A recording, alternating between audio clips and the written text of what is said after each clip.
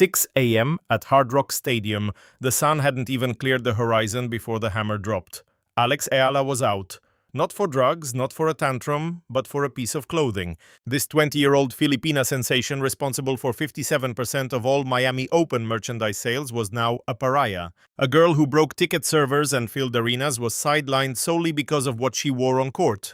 The Nike kit that rewrote every commercial record in the history of the sport. Adorned with the sampaguita flower, a symbol of national pride, that jersey was the very reason the WTA pulled the plug.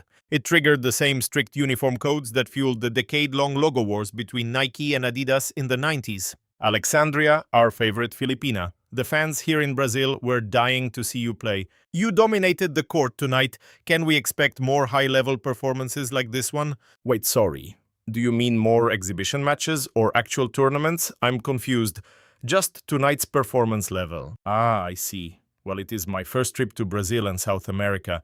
The energy is incredible. I never imagined such a massive crowd would show up just for me. I guess I got lucky being positioned between two local Brazilian legends. Honestly, I'm just thrilled to be here and happy that I could deliver a good match. The data was still pouring in when the WTA swung the axe. Eala's gear had vanished from shelves instantly. Digital pre-orders nuked Nike's site twice. From Manila to Los Angeles, every Filipino fan needed to own that moment. By the time the Miami Open wrapped, the statistics were staggering. Her kit represented 57% of total tournament revenue. She outsold the rest of the field combined, a feat no superstar could touch. Goff, Swiatek and Sabalenka combined couldn't move units like Eala did alone. It wasn't just shirts. The box office crashed the second her matches went live because of the hype. Every Eala match was a sellout. Without her, the finals couldn't even fill the cheap seats. That white jersey turned into a movement featuring delicate floral patterns woven into the trim. Flag-inspired accents graced the edges, while that iconic Nike swoosh sat front and center. This wasn't just athletic wear, it was heritage and hope stitched into every fiber. Fans rocked it at schools, offices, and parties, anywhere the community gathered to toast their new hero. For Nike, this was more than a win, it was a cultural shift. They didn't just want an athlete, they wanted an icon. From her custom Wimbledon hair ties to massive portraits at Nike's Oregon campus, she was a brand pillar. She was a true creative collaborator far beyond the typical celebrity face. As profits skyrocketed, Nike's gamble paid off massively. But while Nike saw gold, the WTA saw a violation. They claimed the kit broke the rules, specifically that the logo exceeded the legal size limit. The patterns strayed outside sanctioned fashion zones. In their eyes, no amount of money could excuse such a blatant defiance of the code. These uniform restrictions have been a headache since the 90s, supposedly meant to keep things fair. The goal was to stop any single brand from owning the sports look. They wanted to protect sponsor visibility and keep a uniform professional aesthetic on court. However, special treatment and loopholes quickly turned the policy into a battlefield. The 90s saw the patch wars when Venus Williams refused to wear a WTA badge on her Reebok dress. The tour threatened her with heavy fines, but the real drama was brewing behind the scenes. Nike had cut a secret deal. Their athletes didn't have to wear the patch, sparking cries of favoritism. By the 2000s, Nike and Adidas were fighting over one tiny detail. Adidas claimed their three-stripe design was fashion, not a logo. Their rivals strongly disagreed. Nike fought back hard, taking the dispute beyond the tennis world. Eventually, the Olympic Committee ruled the stripes were indeed a logo, forcing Adidas to shrink them down. Still, the war never ended. Both tours kept rewriting the rules, struggling to separate style from branding. Now with Eala at the center of a global frenzy, that old fire has exploded into a full-blown crisis. At Grand Slams, the noose tightens. Rules state that no logo can be larger than 2 square inches. The room for creativity is non-existent. In 2025, Hailey Baptiste learned that the hard way at Roland Garros. Officials stopped her right before a big match. Her headband and sleeve logos were deemed illegally large. They finally gave her the green light, but only after she flipped her sleeve inside out and scored a lucky pass for that headband.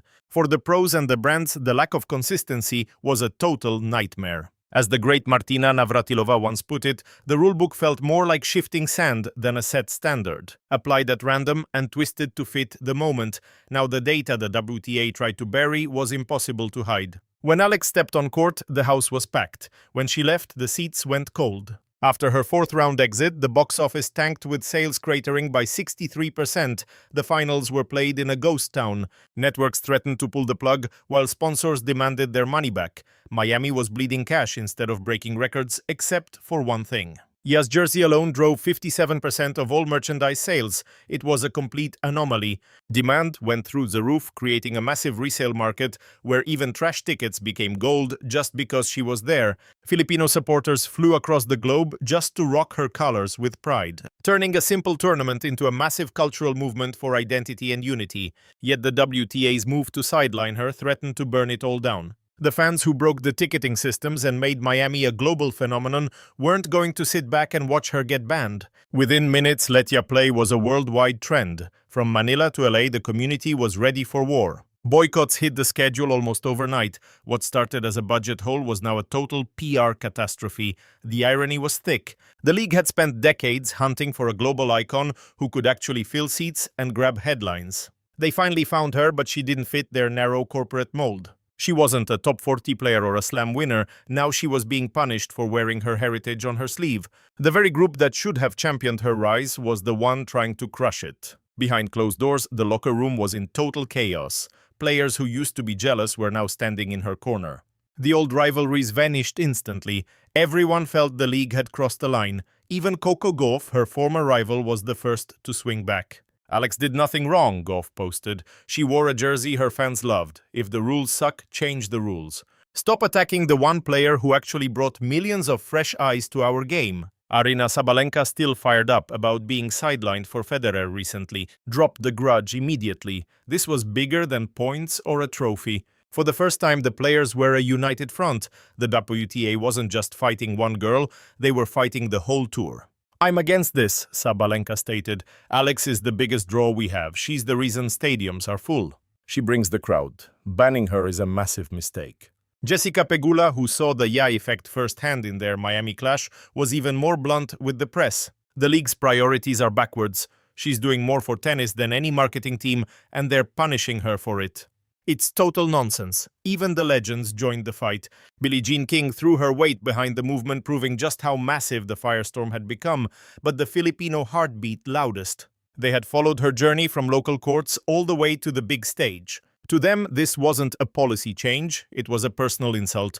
Protests swarmed the league's headquarters within hours. Headlines across the Philippines were screaming, "Let her play." The hashtag stayed at the top of the charts for 3 straight days. Back in Manila, thousands gathered at the Rizal Memorial, the same place Ya first held a racket waving flags and rocking her jersey. They chanted her name in the streets.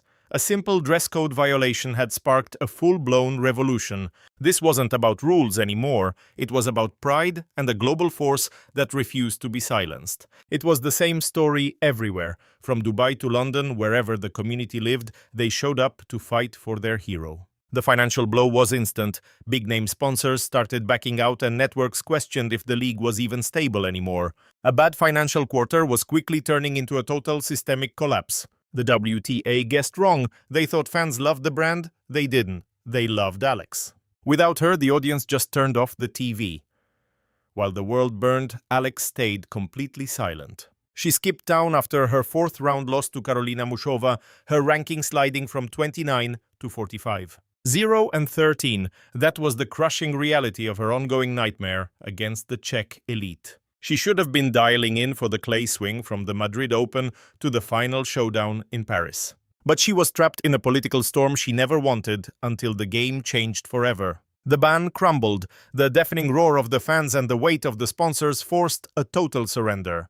Hemorrhaging money and facing a global revolt, the league folded. Alexia was back stepping out in her signature jersey. Every cultural pattern and every logo remained a bold middle finger to those who tried to erase her heritage. The win was hers, but the league's reputation was already in absolute shambles.